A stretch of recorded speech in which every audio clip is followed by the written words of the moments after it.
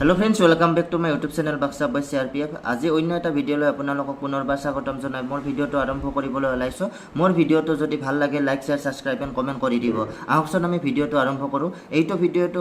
video হৈছে government of আসামৰ তৰফৰ পৰা animal husbandry and veterinary Assam এটো পশুপালন বিভাগৰ তৰফৰ পৰা এই পশু চিকিৎসাৰ যেটো বিভাগ আছে সেই বিভাগত ভেকেন্সি আছে মাত্ৰ 71 টাই অল অসমৰ মাত্ৰ 71টা পোষ্ট আছে গটিকে ইয়াতে এজ লিমিটটো দিয়া আছে 21 বছৰৰ পৰা 31 বছৰৰ ভিতৰত আৰু অল অসমৰ যিকোনো ঠাইৰ পৰাই এই বিভাগত এপ্লাই কৰিব পাৰিব আৰু লাষ্ট ডেটটো দিয়া আছে 10/4/2024 আৰু এপ্ৰিল মাহৰ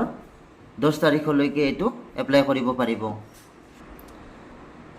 এইটো আপোনালোকে অনলাইন এপ্লাই কৰিব লাগিব গটিকে অতি সোনকালে অনলাইন এপ্লাই কৰি দিওক আৰু মাত্ৰ যিহেতুকে 71 টাই পোষ্ট আছে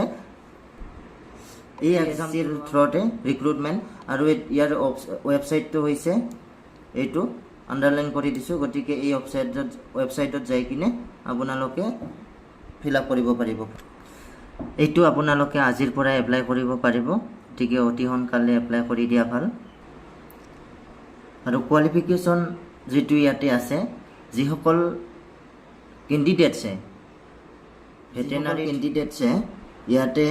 এনিমেল হাজবেণ্ডৰী এণ্ড ভেটেৰিনাৰী সায়েন্সত ডিগ্ৰী কমপ্লিট কৰি থৈছে তেখেতসকলে ইয়াতে এপ্লাই কৰিব পাৰিব গতিকে ভিডিওটো চাই থকাৰ বাবে বহুত বহুত ধন্যবাদ জয় হিন্দ জয় ভাৰত জয় আই অসম